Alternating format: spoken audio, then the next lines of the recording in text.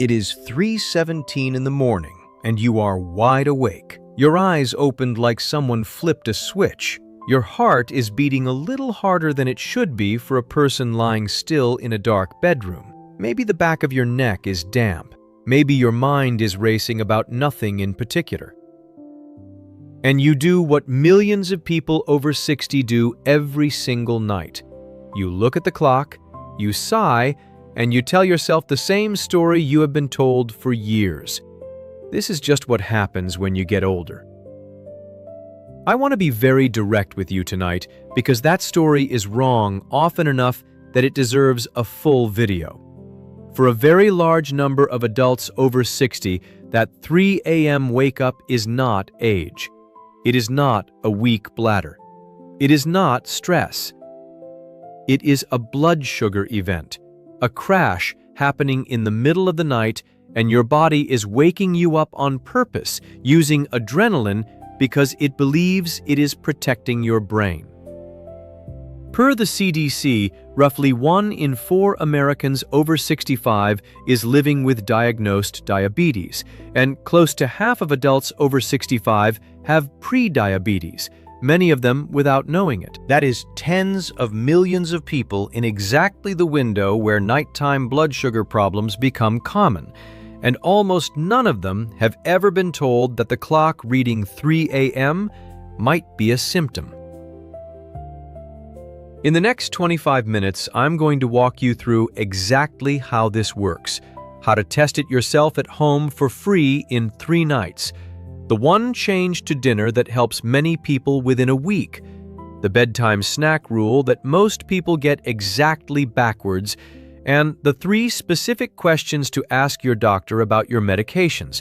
Because for some of you watching, a pill you take every evening is the entire reason you are awake at 3 in the morning.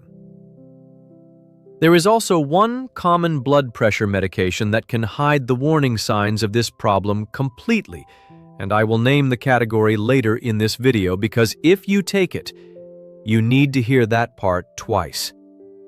Here is exactly what I'm going to walk you through tonight. Number 1 is the 3-night log test, a free check you can start tonight with a pen, a notepad, and if you own one, a glucose meter that tells you within 72 hours whether your wake-ups are blood sugar related. Number 2 is the dinner rebuild, the specific way to reorder what is already on your plate. Protein first, carbohydrate last, finished at least 3 hours before bed, which published research suggests can flatten the overnight glucose curve for many people. Number 3 is the bedtime snack, and this is the one almost everyone gets backwards, because the snack most seniors reach for, crackers, toast, a little juice, is the exact snack that can cause the 3 a.m. crash instead of preventing it.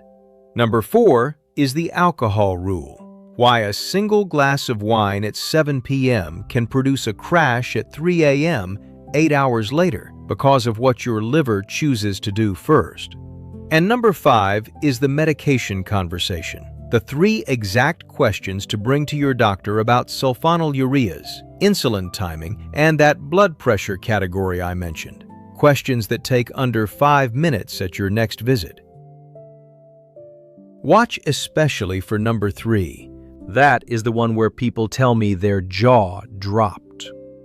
I am Dr. Vitalis. This channel exists to give you the explanation a 12-minute office visit never has time for, in plain English, built from published clinical research and the patterns doctors see over and over in adults past 60. Everything here is education, not personal medical advice, and no medication ever gets changed without your own doctor in the room. With that said, let me tell you about Eleanor. Eleanor is 71 years old. She lives alone in a brick ranch house in Dayton, Ohio, the same house since 1989. She has had type 2 diabetes for 11 years, managed, in her words, pretty well. Her A1C at her last visit was 7.2. She takes 1 diabetes pill with dinner, a sulfonylurea, the kind of pill that tells the pancreas to release more insulin.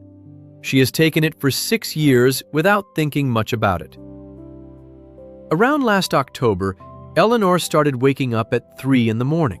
Not once in a while, every night, within about 20 minutes of the same time, like an appointment. Heart thumping, nightgown damp at the collar, wide awake and then unable to fall back asleep for an hour, sometimes 2. She told her daughter it was probably her age. Her daughter told her it was probably worry. When Eleanor finally mentioned it at a routine visit, she was in and out in 11 minutes, and she left with a pamphlet about sleep hygiene. No screens before bed. Keep the room cool.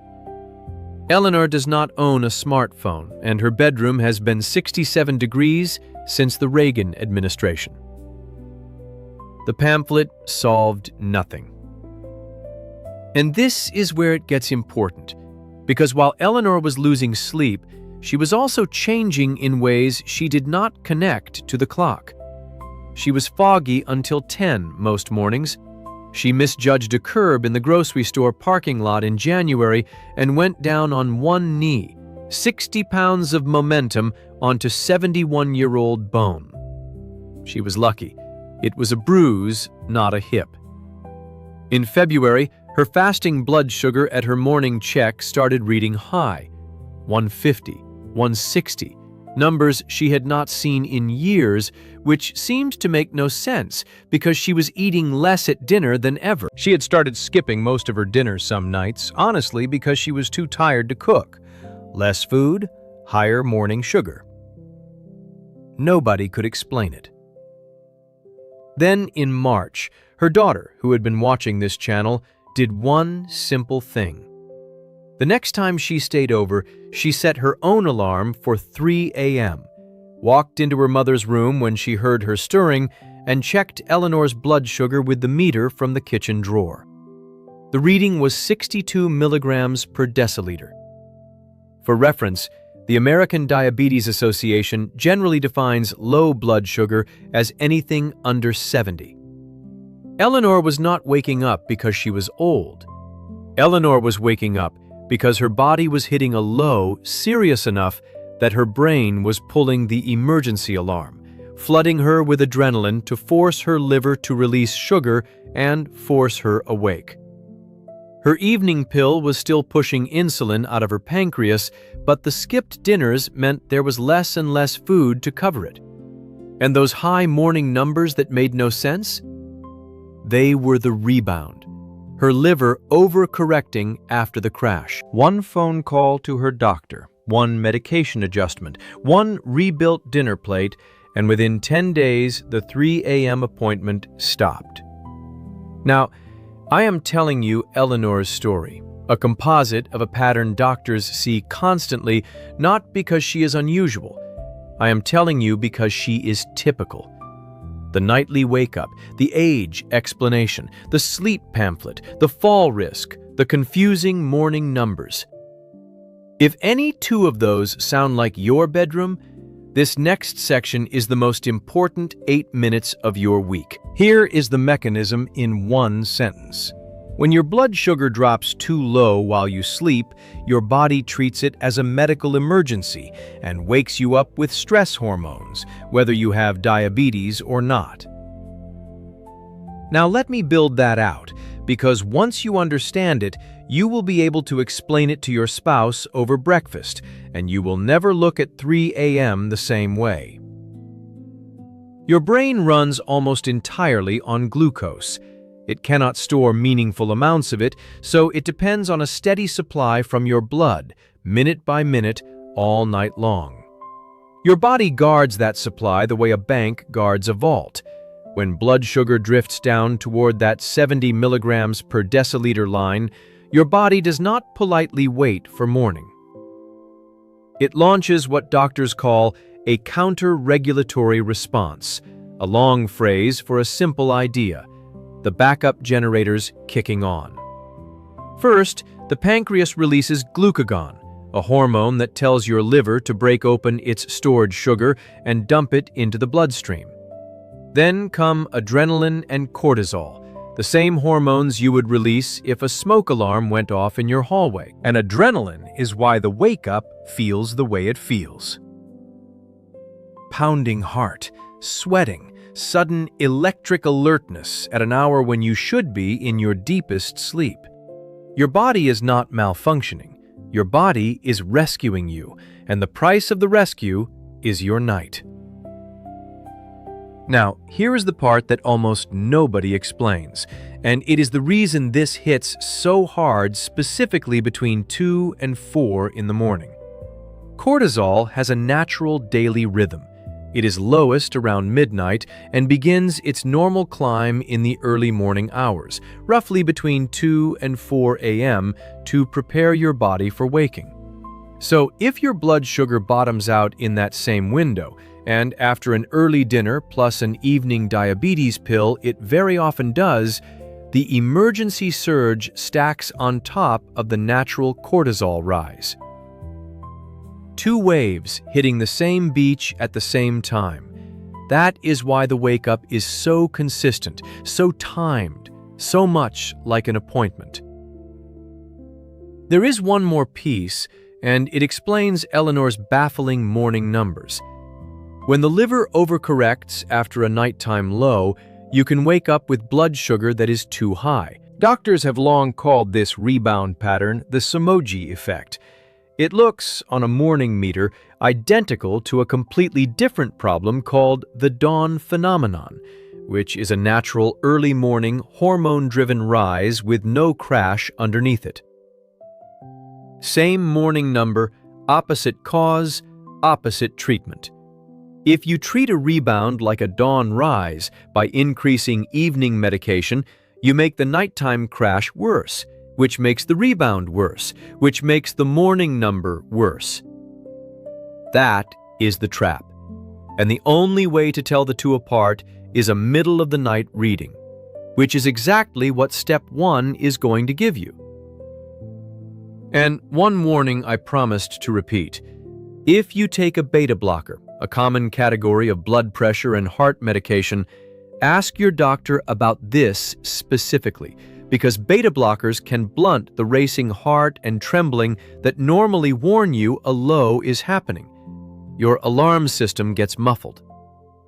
You may still wake, but the signals get harder to read, which makes the logging step in a few minutes even more valuable for you. So go back to Eleanor. Evening sulfonylurea pushing insulin out regardless of what she ate. Skipped dinners. Blood sugar sliding down through the night. Crash at 3. Adrenaline wake-up. Liver rebound. High reading at 7. The mechanism worked exactly the way it is built to work. The failure was that nobody looked at the clock and asked, why 3? Now let me show you how differently this same mechanism can dress itself up, because I do not want you to rule yourself out just because your story does not match Eleanor's. Frank is 68, a retired machinist outside Pittsburgh. Type 2 diabetes for 4 years on a long-acting insulin he injects at 9 p.m. Frank's crashes did not start with skipped dinners. They started when he joined a walking group last spring and went from 2,000 steps a day to 9,000. Wonderful for his heart. But exercise makes your muscles more sensitive to insulin for many hours afterward, sometimes up to a full day, and nobody adjusted his evening dose to account for it. His body was suddenly using insulin far more efficiently. His dose stayed the same, and by 2:40 in the morning, he was sweating through his shirt. Frank assumed the night sweats were a prostate issue and spent 4 months and 2 specialist copays chasing the wrong organ. A 3-night log and 1 insulin conversation with his doctor solved what 4 months of appointments had not. Marlene is 74 in Sarasota, and she does not have diabetes at all. No diagnosis, normal A1C. But Marlene has 2 glasses of Chardonnay with dinner at 6:30 most nights, and her wake-up runs like clockwork at around 3:15. Here is why. Your liver is the organ that releases stored sugar overnight to keep your levels steady. But when alcohol is in your system, the liver prioritizes clearing the alcohol first. It essentially puts the overnight sugar release job on hold. Published research on alcohol and glucose has shown this delayed effect can suppress blood sugar 6 to 10 hours after drinking, which lands a 6:30 glass of wine squarely on the 3 a.m. clock. Marlene does not need a diagnosis. She needs a different relationship between her wine glass and her bedtime, and I will give her the exact rule in a few minutes. And then there is Walter, 63, in Mesa, Arizona, the case that surprises people. Walter is not diabetic and barely drinks, but Walter's dinner most nights is a large plate of pasta with garlic bread around 8 p.m. And Walter, though he does not know it yet, has prediabetes, which, per the CDC, describes close to half of adults over 65, more than 8 in 10 of them undiagnosed. In early insulin resistance, the body's insulin response can become sluggish and then exaggerated.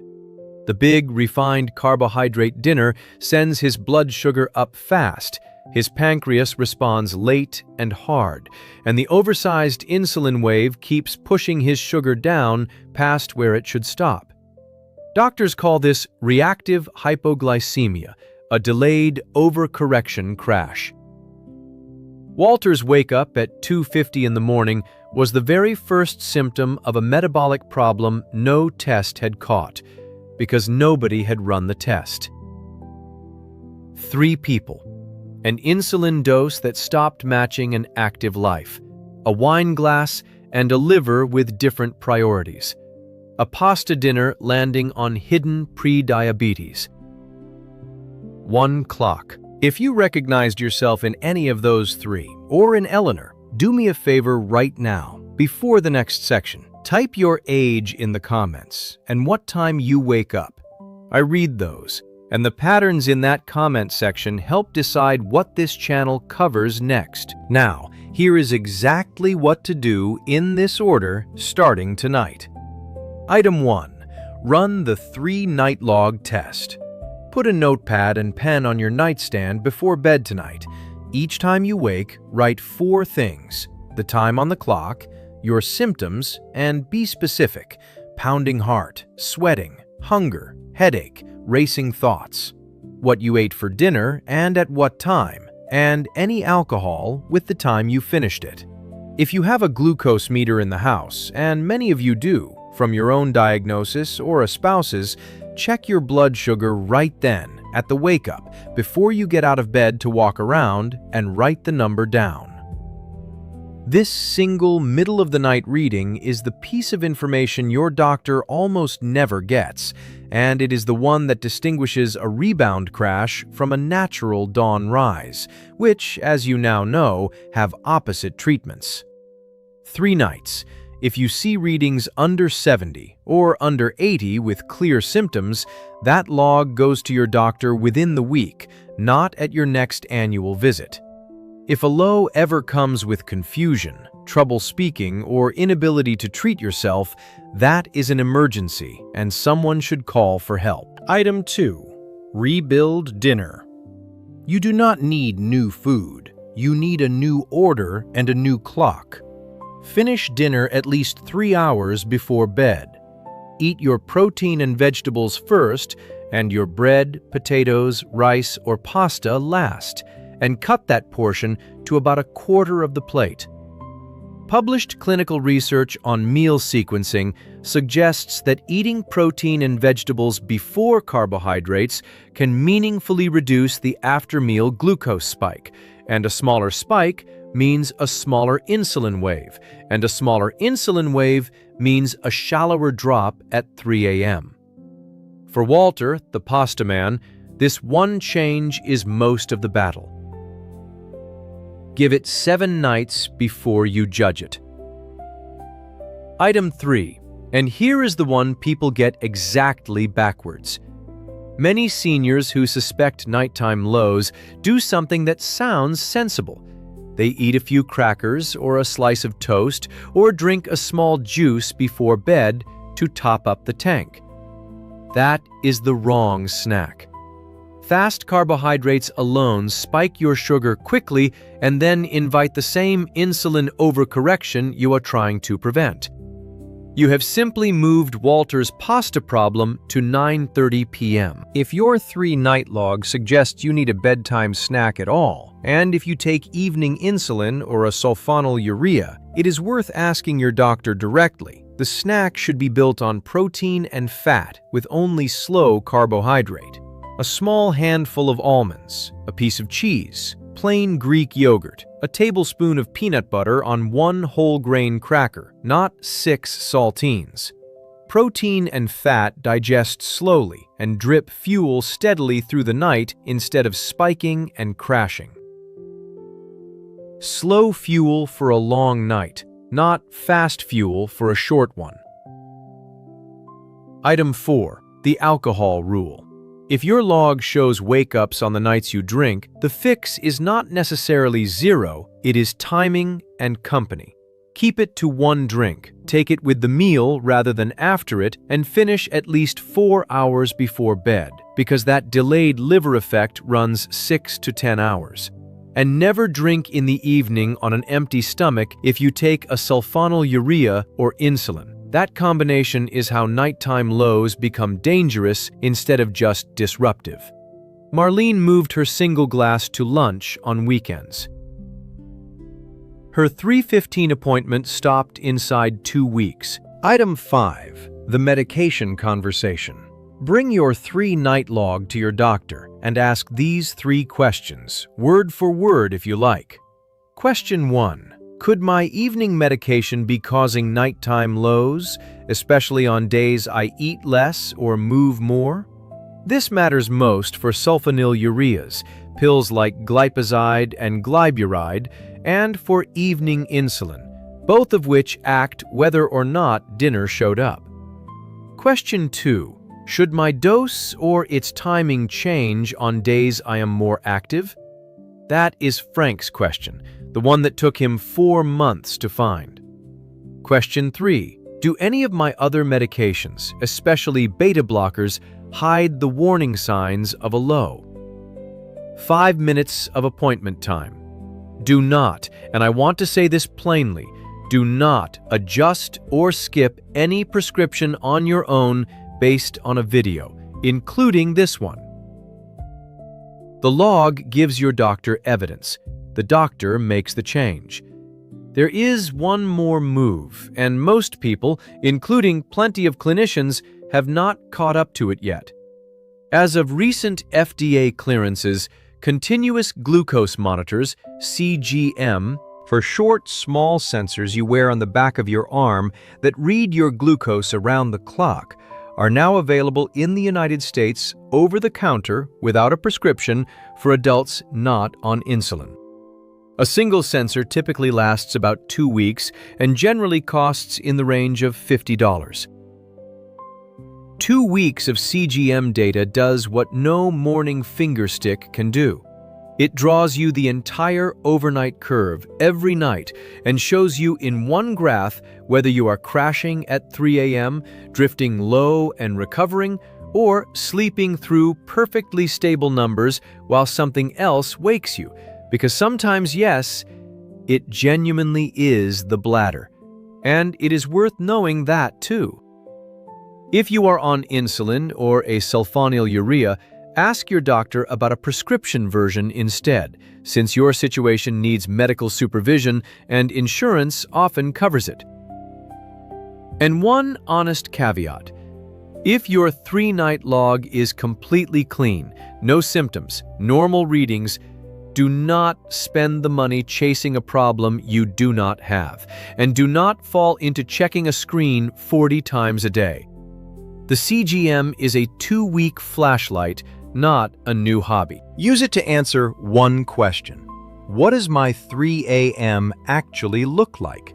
Then act on the answer with your doctor. So let me leave you where we started, in that dark bedroom at 3:17. You now know what almost nobody in that situation knows, that a timed, nightly, heart-pounding wake-up between 2 and 4 a.m. can be your body rescuing your brain from a blood sugar crash.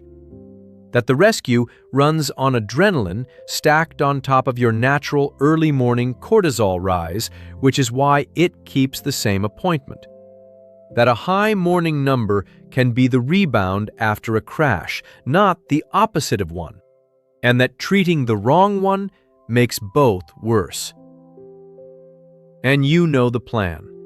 3 nights of logging starting tonight. Dinner finished 3 hours before bed. Protein first, carbohydrates last, and smaller. If a snack, protein and fat, never crackers and juice. Alcohol earlier with food, 1 drink. And 3 specific questions at your next appointment with your log in hand. Eleanor's fix took 1 phone call and 10 days. Frank's took 1 dose conversation. Marlene's took a calendar change for a wine glass. None of them needed a sleep pamphlet. They needed someone to ask why 3 a.m. And now you are the person in your house who knows to ask it. One last time, because it matters, this video is education, not medical advice, and every medication decision belongs to you and your own doctor together. If someone you love, a husband, a sister, a neighbor down the street, is over 60 and keeps mentioning that they are always up at 3 in the morning, send them this video today. Because if a diabetes pill or an insulin dose is behind it, every week it goes unexamined is another week of fall risk, foggy mornings, and a heart getting jolted awake by adrenaline it does not need.